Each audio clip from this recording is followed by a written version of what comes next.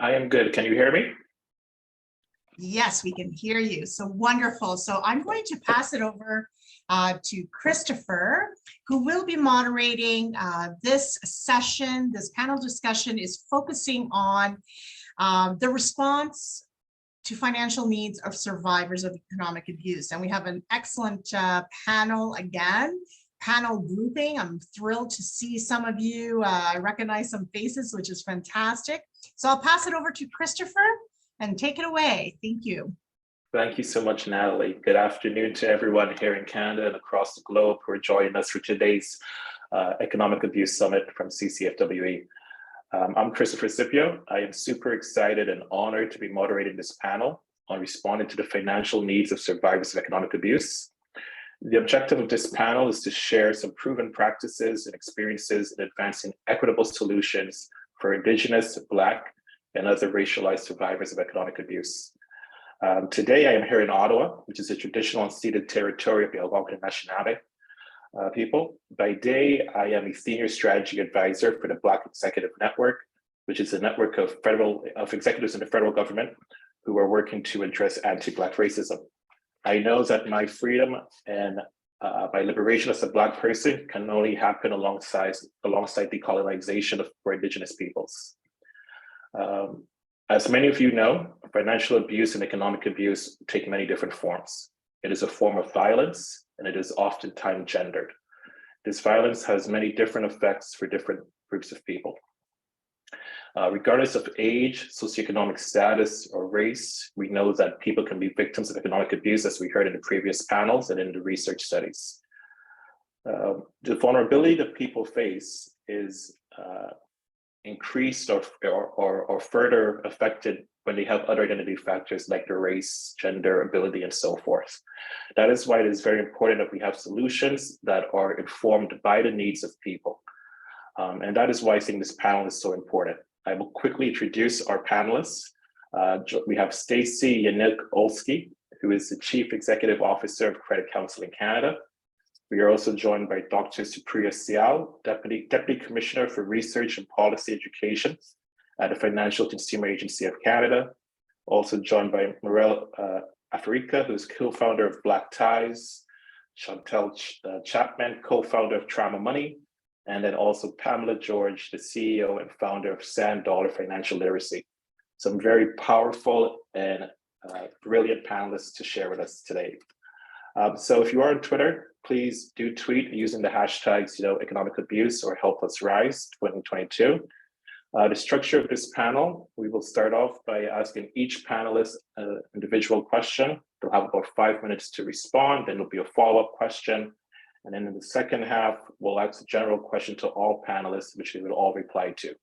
If we stay on track, we'll also have a few times for Q&A. So without further ado, my first question would be for Stacey. So Stacey, as you heard earlier, in February 2021, CCFWE participated in a national consultation of communities for the National Action Plan on Gender-Based Violence. During those consultations, many participants noted how financial institutions, as well as shelters, do not have adequate information or education to identify economic or financial abuse. Based on your work with the Credit Counseling Canada, could you provide us with one or two of the main reasons you think why financial institutions are having such a difficult time identifying financial abuse? Thank you. Thank you, Christopher, and thank you for having me. I think it's a great question. First, I'd like to acknowledge that I'm in BC, and I am living on unceded and shared territory of the Shem, Sahelis, Squelets, and Seabird Island people, and so I thank them for their generosity. You know what, Christopher, money's complex, right? I mean, I've been working in the industry for a long time, and money's never about dollars and cents. It is about how we feel about it. It's our emotion, it's complicated, and so what we're talking about is, it's already hard to talk about money. So now we throw on economic abuse or coercion, et cetera, and it gets even more complicated. And I think the reality is that, at our financial institutions, we are not attracting social workers at our financial institutions, right? We're attracting business folks, and that's okay. But what we need to do, right, is acknowledge the fact that we're coming at it from different perspectives, and then talk about what are the barriers. We've got the bystander effect. Nobody wants to get involved. When it comes to money, you avert eye contact and you find something else to talk about, and it's laced with shame. I know Pamela and I used to work together, and, we both know consumers that are just laced and burdened with, not only debt, but the shame of it. You throw on economic abuse, and I can tell you a lot of financial institutions don't want to talk about it. It's uncomfortable. Things that will go through, a teller's mind is, what if I'm wrong? That's not my business to get involved in. I could be wrong. What if someone gets violent with me? It's a safety issue as well. So, we don't train people on how to deal with this, but we expect frontline workers to handle it. I would suggest, to your point, is that social workers, we all struggle, and I'm not an RSW, but we struggle having those hard conversations. So to expect, a banker who's been in the field for 6 months, to just kind of get it, identify it, and, serve that person, that woman, I think it's going to be tough, right? We really do need to support. We need to train. We need to train, identify, and coach, and train, and retrain. And I know I keep saying training, but you have to appreciate with our banking institutions, there's a lot of turnover at the front lines, right? So it is constant training, but it's also that coaching and the support afterwards.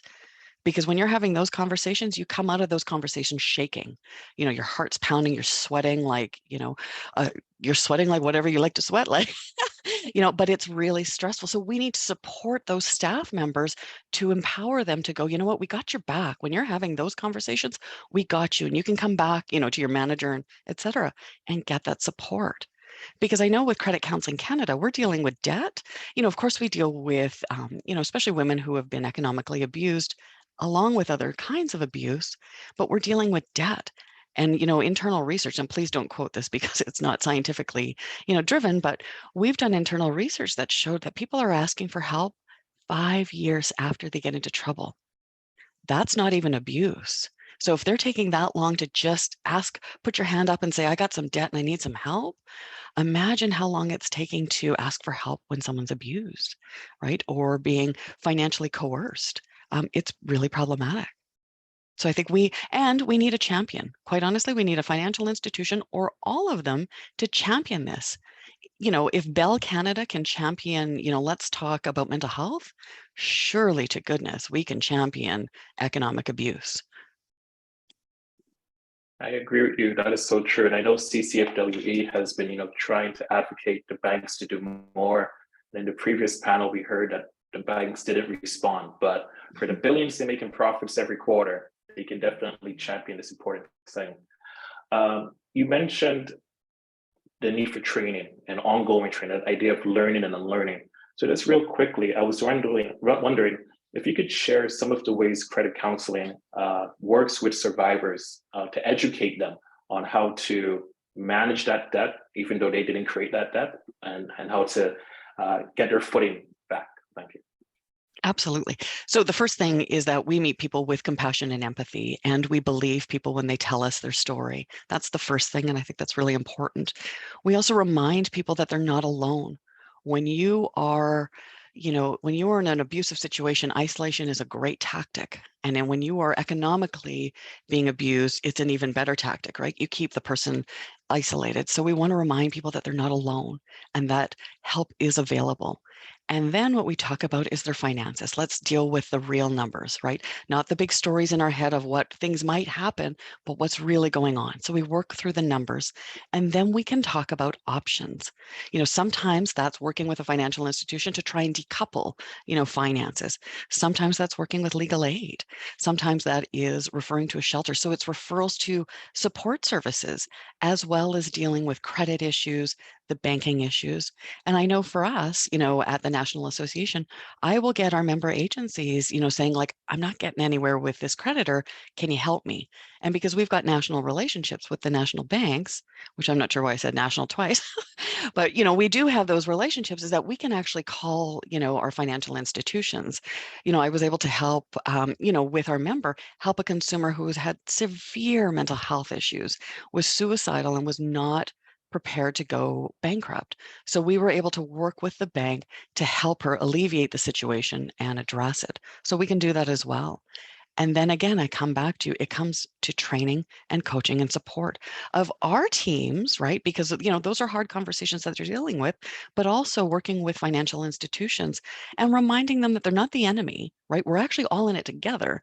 And together, as Pollyanna as it sounds, together, we can actually figure this out, right? But when we try and do it as silos and independently, I'm Ukrainian, so it's like Baba is Ukrainian for grandma, right? It's like Baba's patchwork quilt that's, all over the place, but doesn't make a lot of sense, right? So what we want to do is actually make a full quilt with one pattern, and I think we can do that together. But again, we need champions, and we need, as Glennon Doyle likes to say, you know what, we can do hard things. We can have hard conversations and we can do hard things. And so I appreciate that. I appreciate your answer. You shared a lot of gems about that need for training, but also the idea that this is an ongoing thing, right? Because economic abuse is manifested in so many different ways that one training session isn't enough. You have to keep learning to be aware of that stuff. So thank you so much, Stacey. Thank you, Christopher. Welcome. So our next question will be for Chantal. And Chantal, I know that you have quite a bit of experience with the financial literacy, being the CEO and founder of Trauma of Money. I was wondering if you could share with us just a few examples of how financial abuse creates traumas for racialized survivors, and some of the unique things you've noticed and how they try to manage that. Thank you. Hi, everyone. Thank you so much. My name is Chantal, as Christopher mentioned, and I'm tuning in from the stolen traditional territory of the Musqueam, Kwantlen, and Swasons people, which is known as Richmond in British Columbia. Thank you for this really important question, and I can speak to it from the lens of what we see at Trauma of Money and our approach at Trauma of Money, which is that we may experience something with money that results in trauma. Of course, financial abuse will result in trauma, but the trauma that's associated with financial abuse typically happens even prior to the abuse, especially for a racialized person or someone who has an identity that has been oppressed. We start to unpack and explore some of the why. Why is someone being abusive, and why is someone staying in the abusive relationship?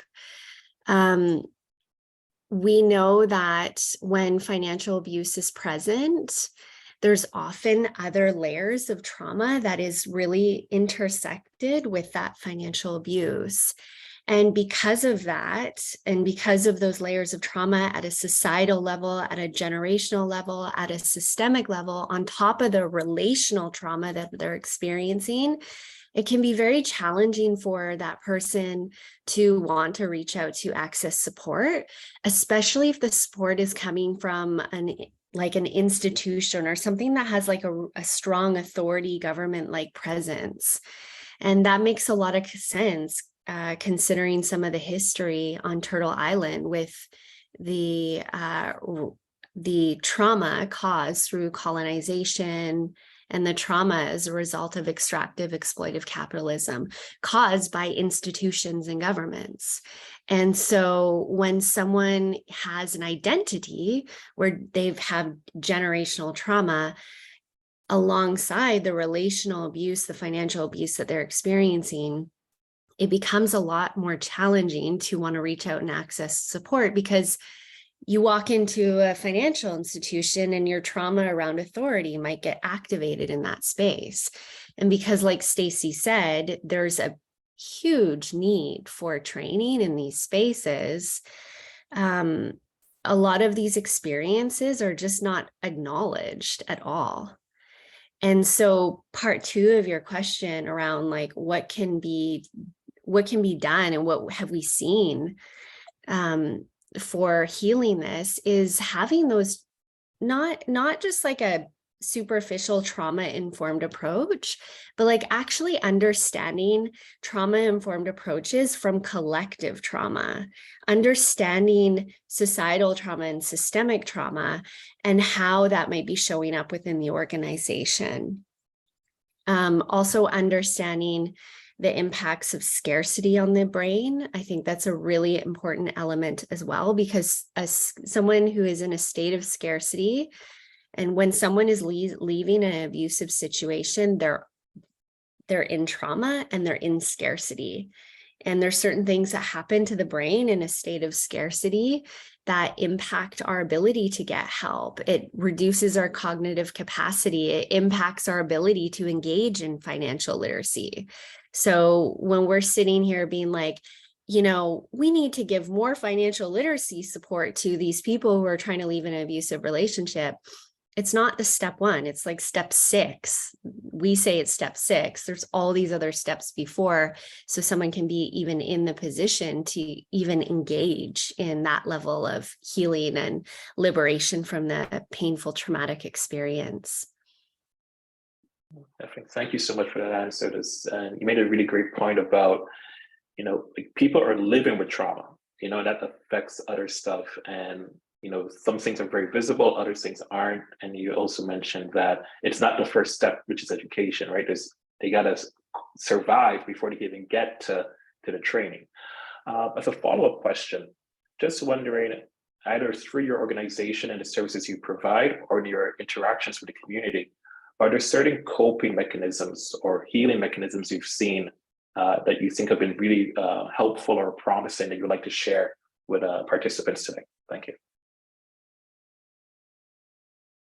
Yeah, so we at Trauma of Money, we really say that the work that we try and do works to decrease shame and increase discernment. And that doesn't just apply to your relationship with money. It also applies to your relationship with healing. And even in the mental health space and in the trauma space, there's a lot of focus on this is the right way to heal from trauma. And that approach can put folks in a position where it's not really acknowledging maybe their own worldviews around healing. And I think it's incredibly important that we invite discernment into our healing around trauma. You know, if someone has generational trauma and societal trauma and they've been dislocated from their culture because of colonization and systemic trauma, maybe the healing solution doesn't lie in more Western psychology approaches. Maybe it lies in them connecting to their ancestors and their own worldviews around healing. And I think from the standpoint of maybe financial institutions or any other institutions that wants to have this deeper level of intersectional awareness, that is the key, is to not put yourself in the seat as the expert around someone else's healing if you don't really understand their identity. And on that note, I am a white woman and I can only speak to this to my own experiences, right? And this is where that discernment piece comes in, is connecting with multiple ways to view the relationship with money, the relationship with heal, ways to access different types of healing, and then deciding what works for you based on your own worldviews.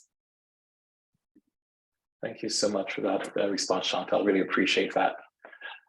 It's continuing on because mindful of time. The next question will be for Supriya.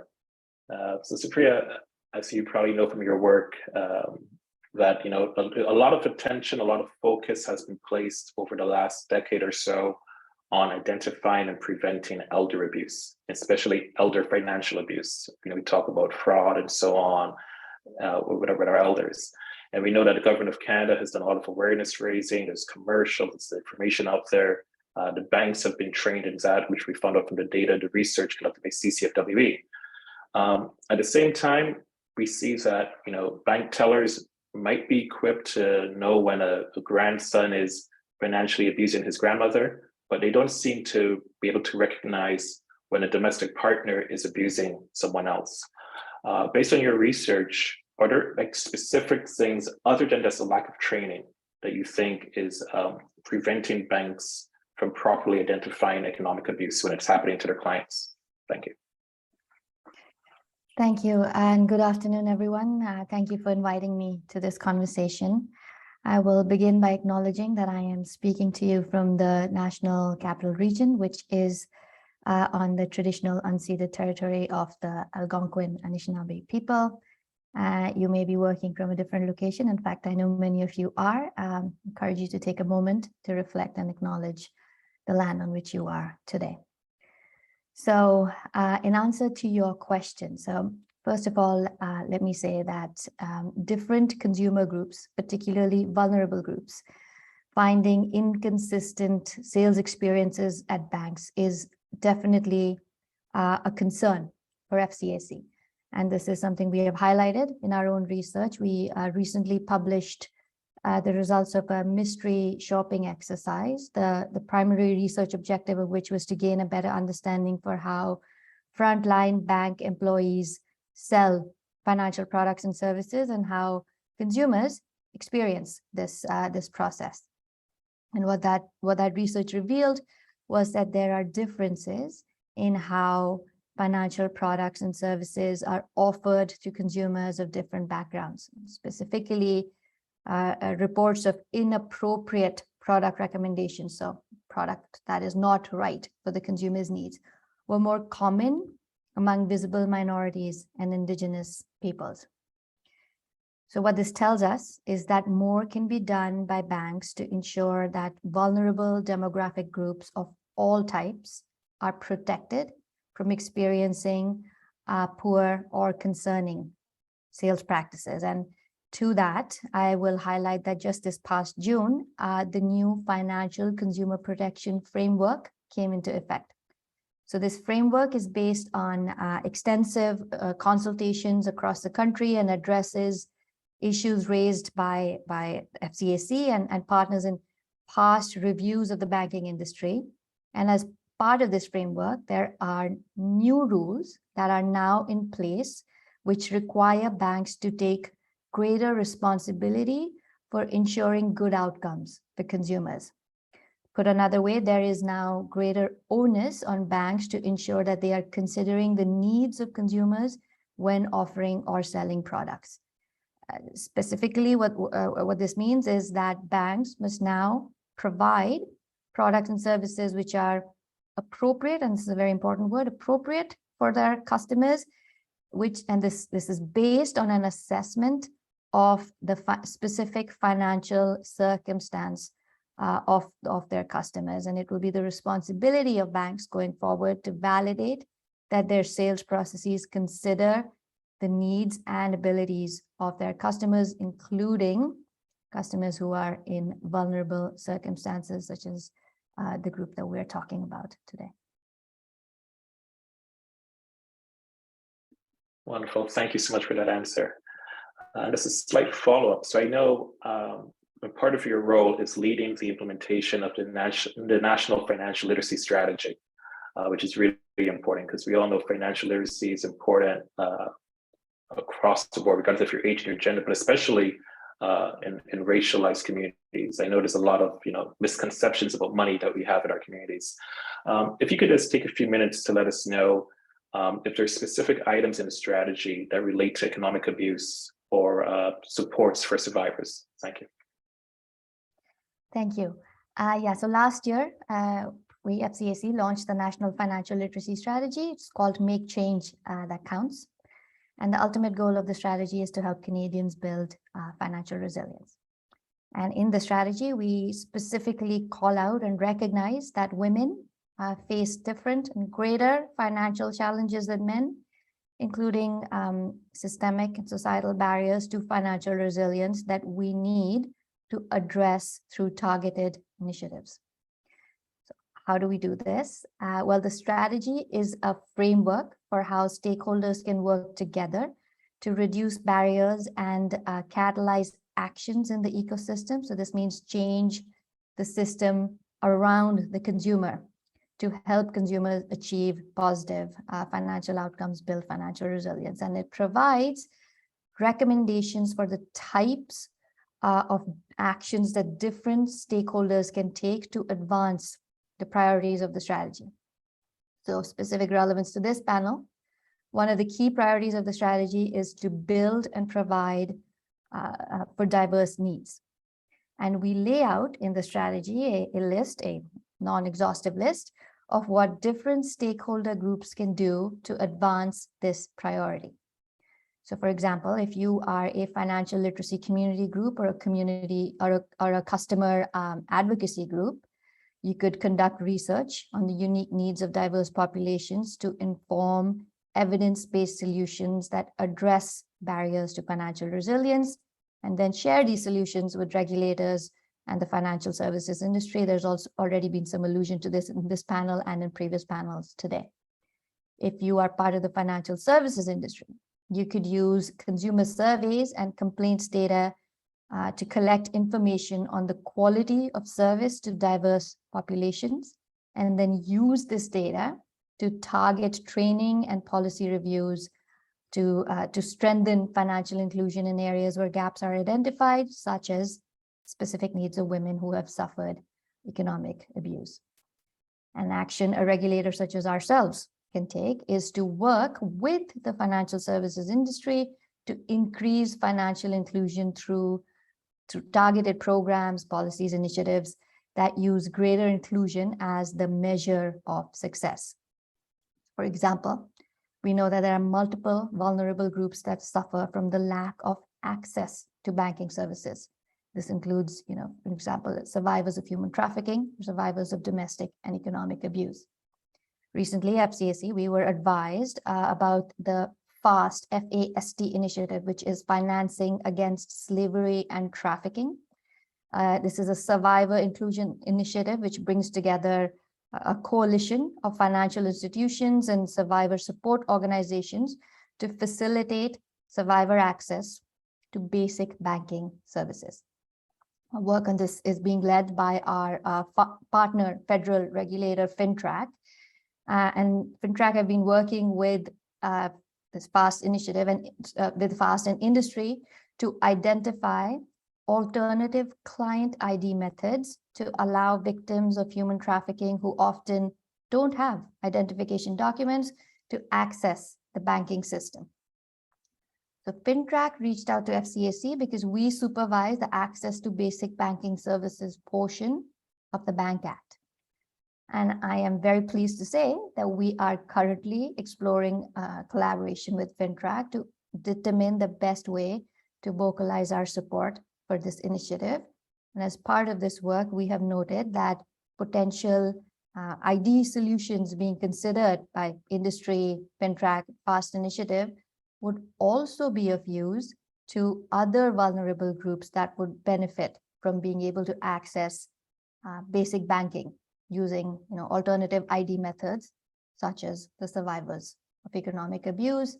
And as such, we should contemplate a holistic solution for all of these vulnerable groups. So hopefully more to come in the near future.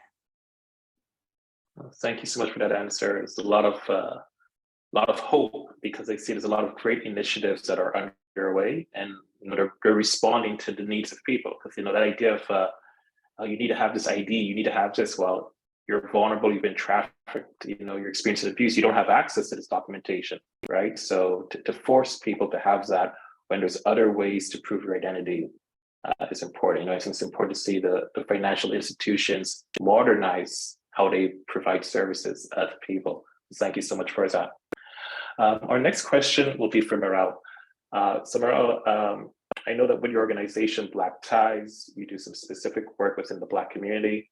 Myself, as someone who works on addressing anti-Black racism, I know that anti-Black racism is experienced very differently based on gender, sexual orientation, disability, where you live, and so on, because multiple identities create multiple layers of oppression. I'm wondering if you could share with us today, based on your experiences in your work, some of the unique challenges that you are finding that Black women and Black non-binary persons experience as survivors of economic abuse, as well as maybe factors that might make them more prone to it? Thank you. Yeah, no, sure. I can speak from the aspect of the diversity work that I've done with Black Ties, as well as the Canadian Association for Financial Professionals, as well as somebody who actually works in the financial services sector in payments. So a lot of things that everybody's bringing up with like the digital ID and all these types of things. Those are things that in my sector of work, we are looking at it. How do you become a bit more progressive in doing that?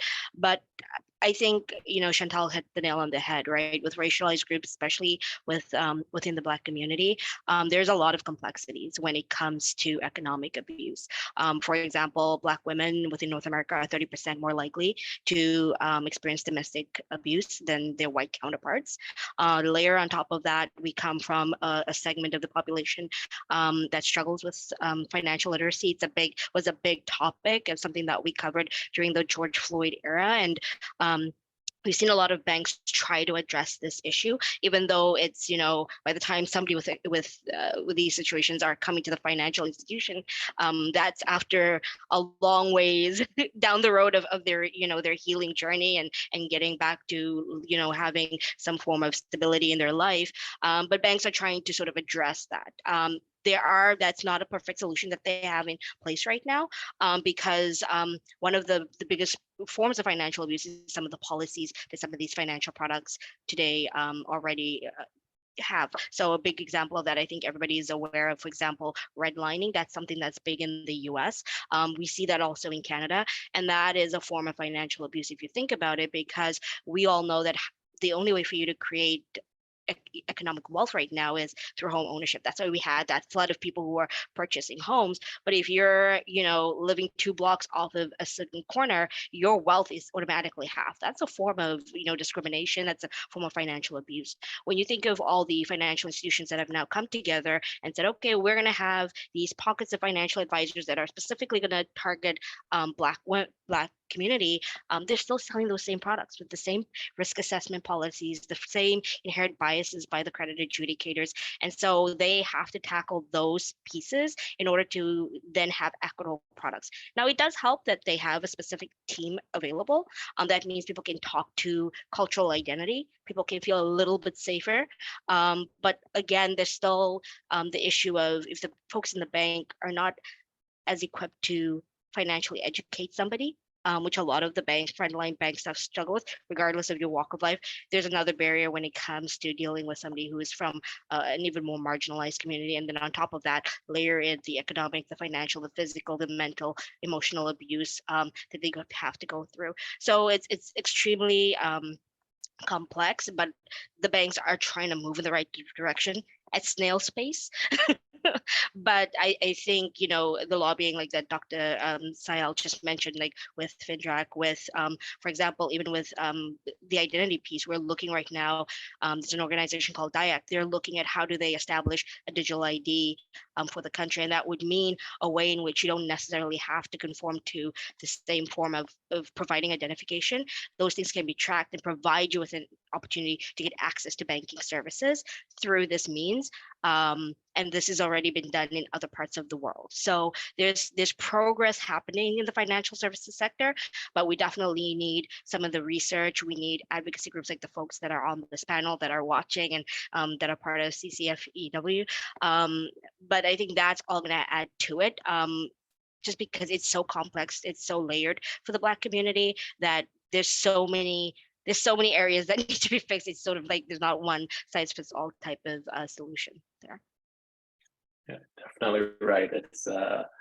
You need to tailor the solutions to the lived experiences, right? There is no one way. And I know Chantal mentioned, there's no expert way to heal. There's no expert way to navigate economic abuse, right? And just a follow-up question for you.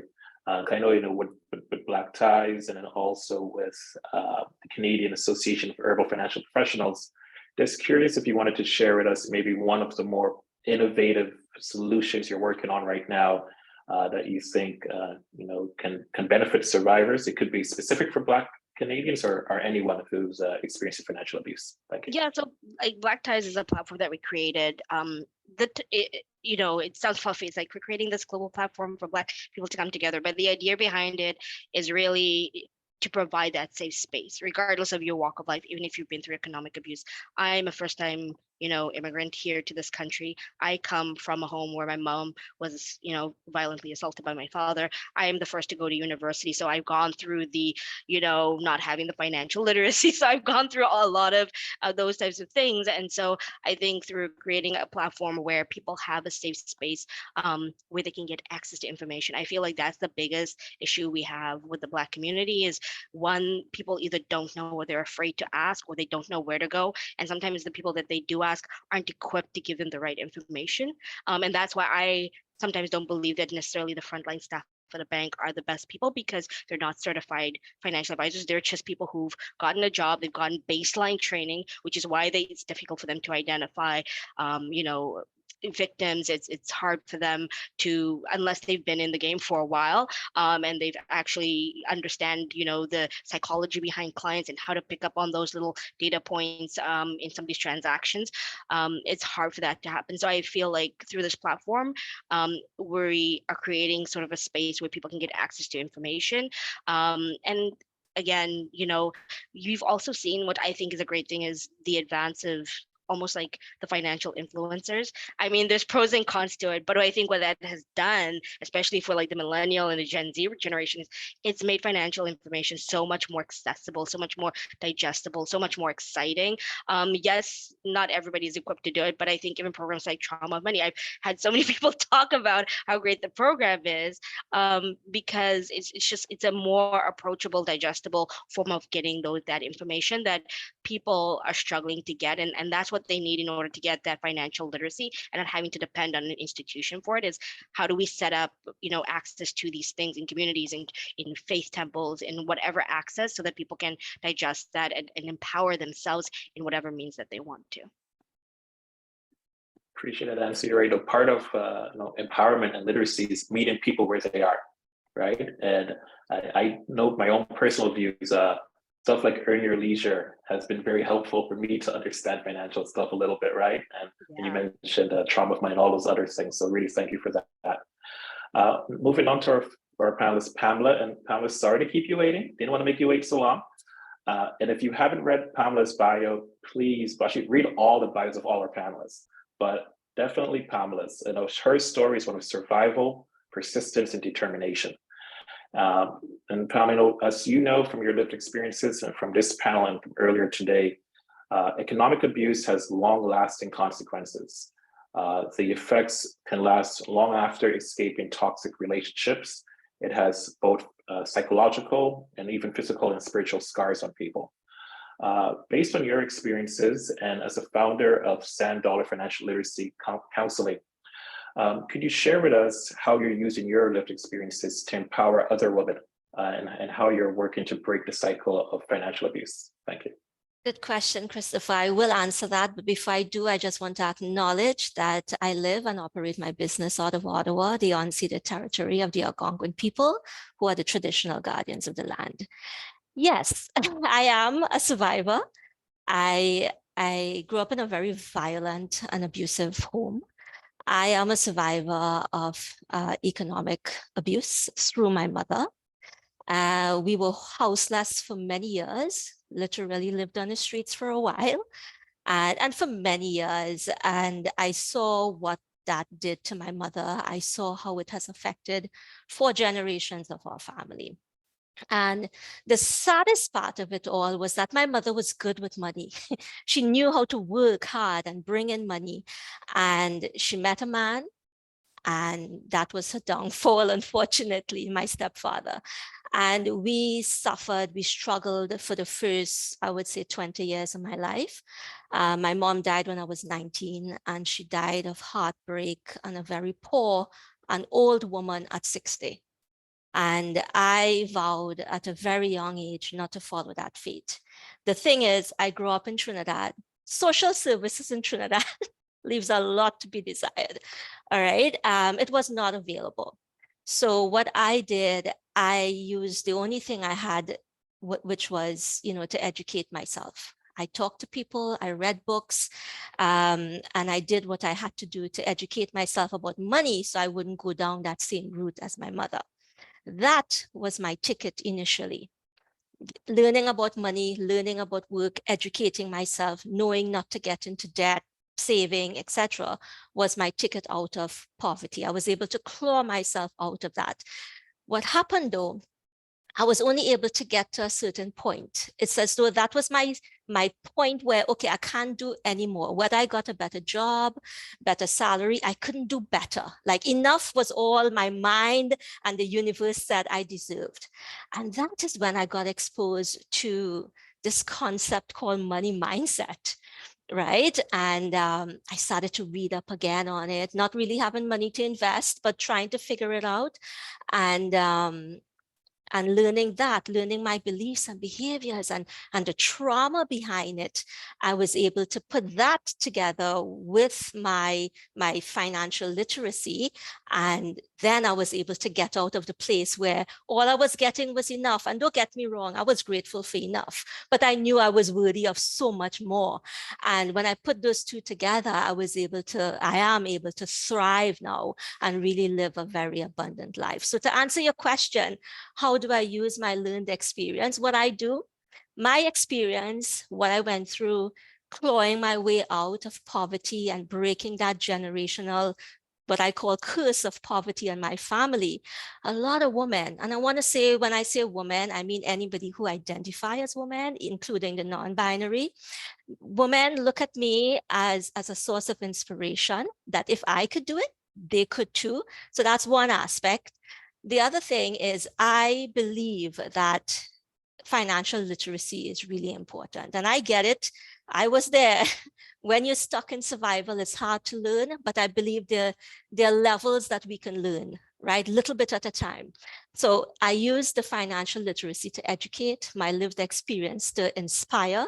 And what I call trauma-informed money mindset, I use that to help my clients employ and to apply post-traumatic growth to their experience. And together, I call it the trivector. I like to make up these names, right?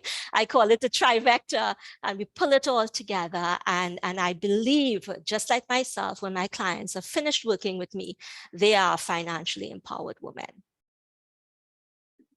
And that is an inspiring answer. Thank you so much for that. That's brilliant.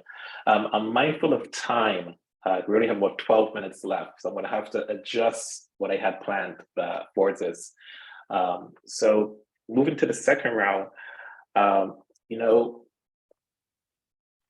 all things being equal, all things, if we weren't in a situation we were in right now and you had like unlimited power, everybody was doing their part to make change.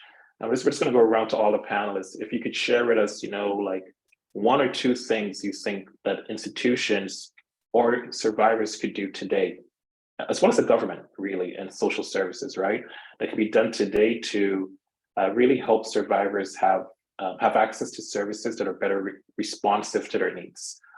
Whoever wants to go first, and then let's go around the table. I could go Pamela. first. Yeah. So what I want to see, and this is because I see it with my clients, a lot of times clients leaving a home that's abusive, or they just feel it's not working for them and they need to leave, they need to open a bank account. And I will say to them, go to a bank, say you do not want correspondence to come to your home. You give your sister, your cousin, your PO box address, whatever, and insist that nothing comes home. Inevitably, there's some correspondence that the bank will send, even if it's not an actual bank statement. Whichever credit card that's attached, the credit card company starts mailing special offer, or use this to attach it to your credit account, your checking account, which they're not supposed to have because it's done in secret, right? Or the credit card company start calling, and the abuser gets aware of this. My client, who is usually the person trying to escape, is trying to open a bank account, which is one of the most important things they can do, have your own bank account. They're trying to do that as a first step. but there is this barrier where the bank just does not understand the importance of respecting a client when she says, please do not call or phone anything, send correspondence to my address. I think somebody mentioned elder abuse. There's something in place. We need something with the banks. Maybe that person who is reaching out has one officer, and that is the only person allowed to even touch the file, because they are fully aware of the situation, but something the bank need to step up and they need to do better.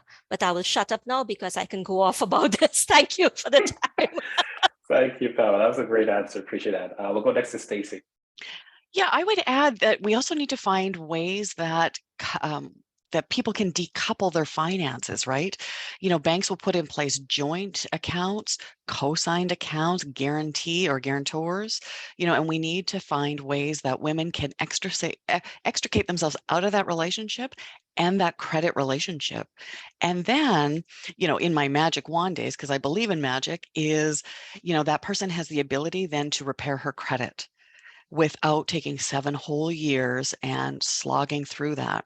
That if you can, I don't know, I use the term prove very gently, but if there's abuse, then honestly, you shouldn't be sacked with a 7-year consequence of bad credit. So there needs to be ways to decouple finances and stop joining, you know, credit and debt. It only benefits the bank. It does not benefit the person. Okay, I'll get off my soapbox now. This is a good soapbox to be on, right? You're all dropping gems, really important stuff. Chantel, you want to go next? Yeah, I think it's probably obvious what I'm going to say is that I think institutions, at every single level, at the executive level, at the product development level, at the frontline staff level, I think they all need to have some sort of trauma-informed training. And when I say trauma-informed training, when it comes to financial institutions, I think that's a very specific type of trauma-informed training that bridges the gap between not just individual trauma, but also societal trauma and scarcity, the impacts of scarcity on the brain, and money. Because one thing that's quite interesting with our program, Trauma of Money, is I'd say the number one profession that takes our training are trauma therapists. And you would think, well, you're trauma informed, you know this, but it's because we love to compartmentalize. And I think that it needs to be super explicit in this training of how trauma, how scarcity, how collective trauma impacts our interactions with money. And I think through that, so many things will happen, like, you know, even some of the things that Stacy said and Pamela said, like these changes in the way the products are developed and the changes in the way customer service happens would naturally happen if all levels of the organization have this new lens, this new understanding. Appreciate it. Thank you. Mirelle, we'll go with you now. Yeah, I think so. Having worked in the big black devil, the banks, to fix a lot of these things, I will say is very complicated. For example, the issue of people sharing information and contacting. The banks are not as sophisticated as people think if they only knew how misjointed it is. And that's kind of the big problem around it. And that's why you have no sort of cohesive leadership in terms of thinking about how products positioned, how a salespeople supposed to chase things. So just to keep that in mind. But there is things happening in the industry that I think will help a lot of survivors. For example, we're seeing, especially with the fintechs, they're taking a more progressive stance. And what's great is because they don't have legacy products and they don't have big overhead, they have that nimbleness to be able to provide better products to consumers. And so we're seeing that, for example, I think it's Coho recently who mentioned that they're released a lending product where they're not actually using your credit score as a means of determining whether or not you can get access to lending. doing, they're actually looking at your activity within your transactions, which is actually much better because I've worked at a startup that did payday loans, one of my first jobs in Canada, and we always found that people with great credit scores were actually worse and then the people with poor credit scores.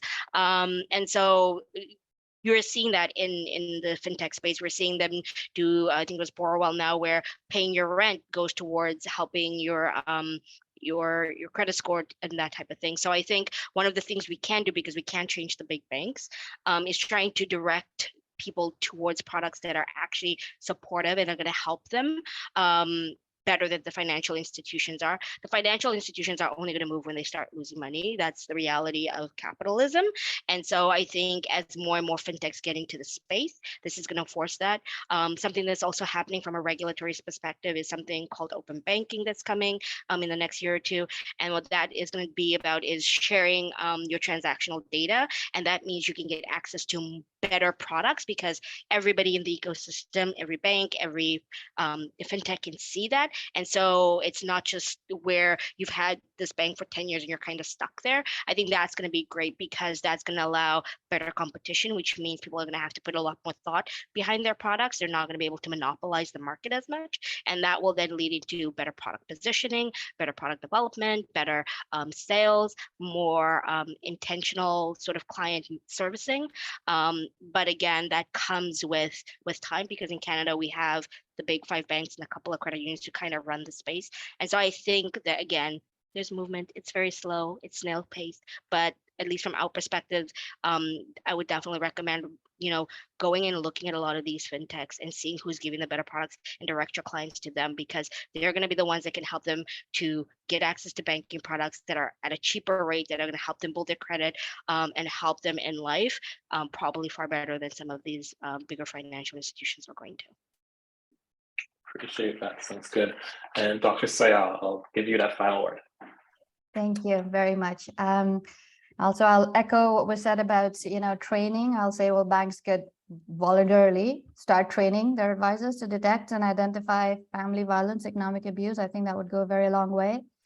Or in terms of what happens after, I mean, they could, under the aegis of the national strategy, they could develop, for instance, build and provide for diverse needs, as I was saying. You could develop tailored financial products for survivors of economic abuse, such as, say, microfinancing or other asset building programs. I'll also say that as we're implementing the strategy, we've been examining, what other jurisdictions have done.